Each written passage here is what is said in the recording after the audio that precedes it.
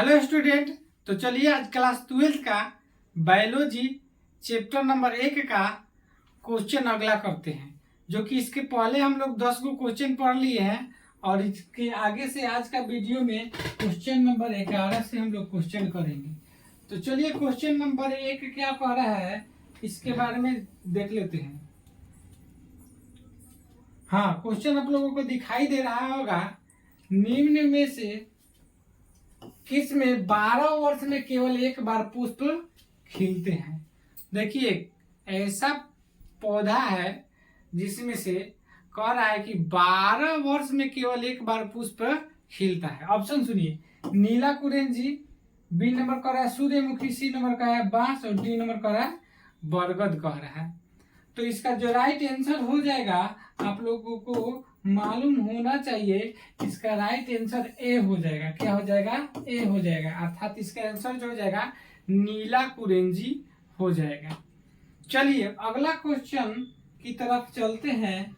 Question number 12, question number 12 देख लेते हैं। क्वेश्चन नंबर 12 क्या कह रहा है, थोड़ा सा बड़ा और कर देते हैं। क्वेश्चन नंबर 12 का मध्य चक्र किसमें पाई जाती है? मध्य चक्र किसमें पाई जाती है? ऑप्शन सुनिए, गाय, कुत्ता, भेड़ और कह रहा है ये सभी। क्या कह रहा है? ये सभी। ए तू कहला बैठ रहा है रे माता भाऊ।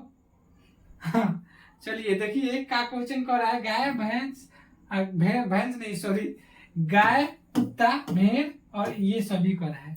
तो इसका जो राइट आंसर हो जाएगा ये सभी हो जाएगा, अर्थात मध्य चक्र गाय में भी पाई जाती है, कुत्ता और भेड़ में भी पाई जाती है। ठीक है, आप लोगों को मालूम होना चाहिए। चलिए अगले क्वेश्चन की तरफ चलते हैं।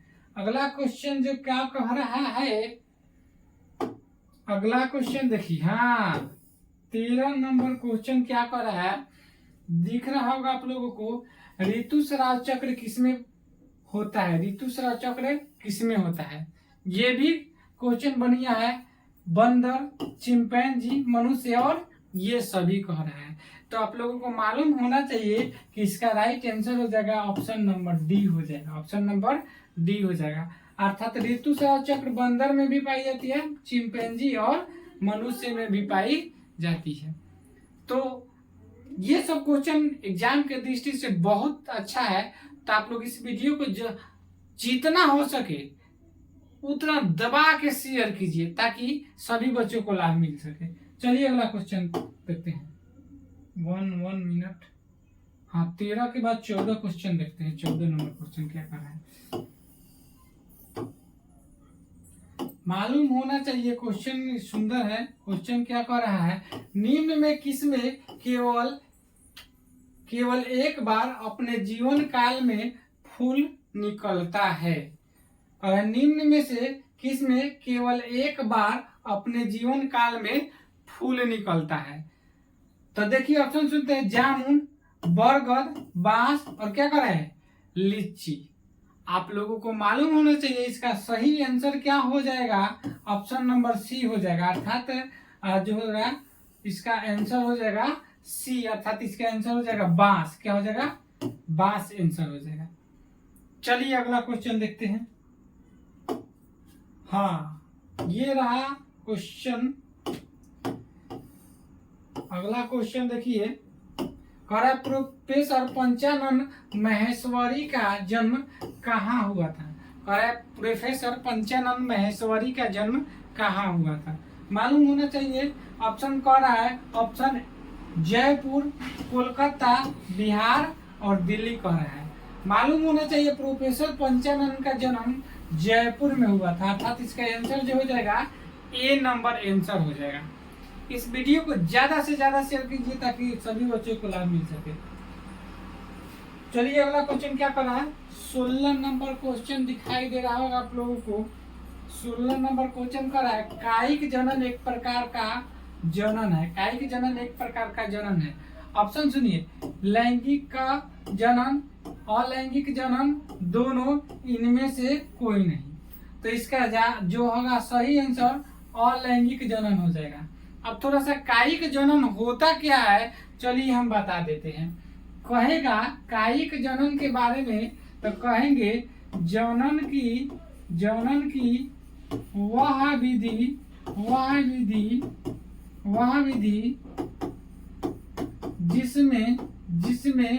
जिसमें पेड़ पौधा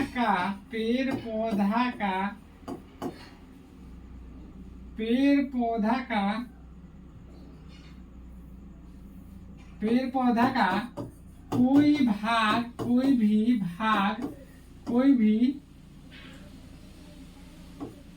भाग केवल इसमें क्या होगा, पुष्प को छोड़कर बात होगा,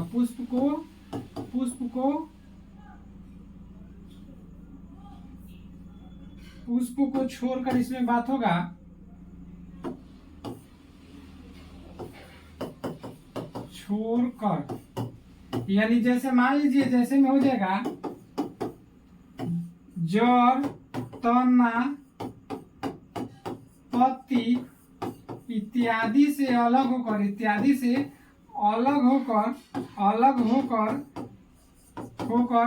क्या होता है, नए पौधे का निर्माण होता है। नए पौधे का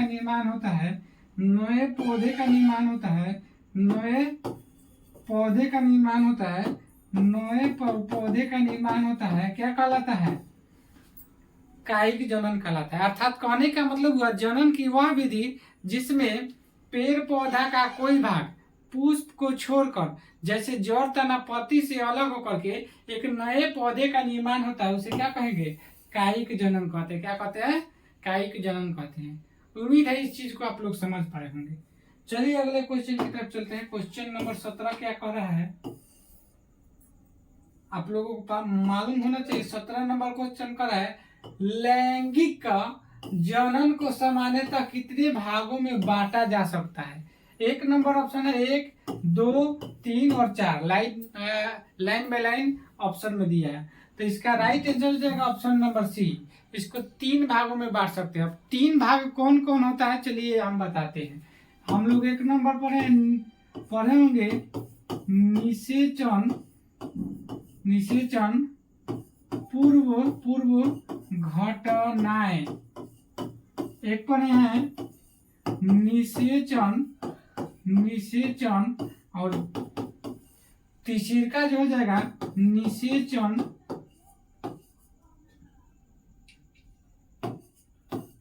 पश्चात घटनाएं।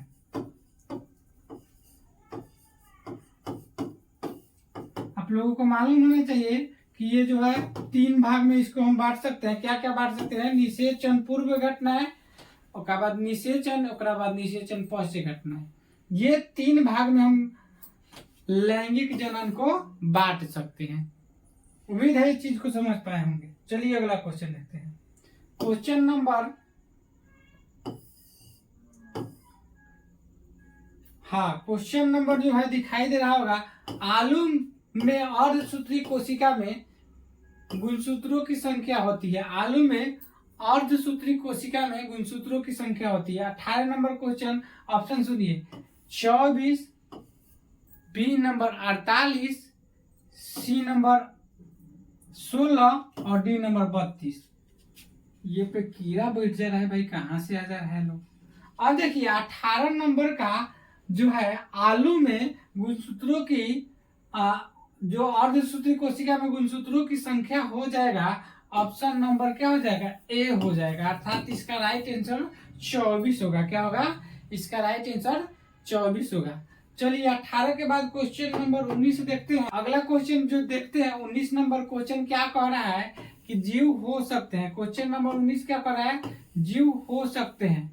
ऑप्शन सुनिए, एक लिंगी, ऑप्शन सुनिए द्विलिंगी, ऑप्शन सुनिए दोनों, और कह रहा है इनमें से कोई नहीं। तो इसका जो राइट आंसर हो जाएगा, आप लोगों को मालूम होना चाहिए कि जीव एक लिंगी भी होता है और द्विलिंगी भी होता है। अर्थात इसका आंसर जो हो जाएगा दोनों हो जाएगा। क्या हो जाएगा, दोनों हो जाएगा। चलिए थोड़ा सा जान लेते हैं एक लिंगी जीव क्या होता है और द्विलिंगी जीव क्या होता है। तो पढ़ेंगे वैसा जीव जिसमें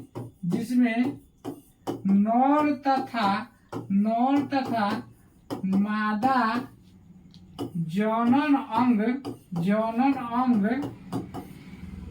अलग अलग अलग अलग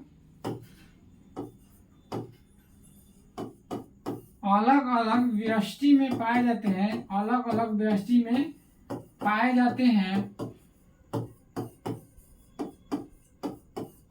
क्या कहलाते हैं? एकलिंगी जीव कहलाते हैं। पता होना चाहिए कि नर भाग और मादा भाग दोनों जो है अलग अलग व्यष्टि में पाए जाते हैं, तो उसे क्या कहेंगे? एकलिंगी जीव कहते हैं। एकरा उल्टा हो जाएगा द्विलिंगी जीव। वैसा जीव जिसमें नर तथा मादा जनन अंग एक ही व्यष्टि में पाए जाते हैं, उसको क्या कहते हैं? द्विलिंगी जीव कहते हैं। ठीक है, मालूम हो गया होगा आप लोगों को ये चीज, डाउट क्लियर। चलिए अगले क्वेश्चन की तरफ चलते हैं। क्वेश्चन नंबर 20 क्या कह रहा है? क्वेश्चन नंबर 20 क्या कह रहा है? हाँ, क्वेश्चन नंबर 20 यही क्वेश्चन है, सेम कह रहा है पुष्प हो सकते हैं, और सेम ऑप्शन दिया है। क्वेश्चन अलग है लेकिन क्वेश्चन का ऑप्शन एक ही है। एकलिंगी, एकलिंगी, द्विलिंगी, दोनों, इनमें से कोई नहीं। तो चलिए इसका जो राइट आप लोगों का आंसर दिखाई दे रहा होगा, इसका राइट जो आंसर हो जाएगा ये दोनों हो जाएगा, अर्थात पुष्प भी एकलिंगी और द्विलिंगी दोनों होते हैं। तो ये रहा 20 क्वेश्चन। इसके पहले वाले वीडियो में 10 क्वेश्चन हम पढ़ाए हैं, इसमें 10 पढ़ा दिए। तो ये क्वेश्चन आप लोग लिखते चलिएगा, या इसका पीडीएफ चाहिए तो हमारे टेलीग्राम से जुड़िए। आज के लिए इतना ही, मिलते हैं अगले वीडियो में।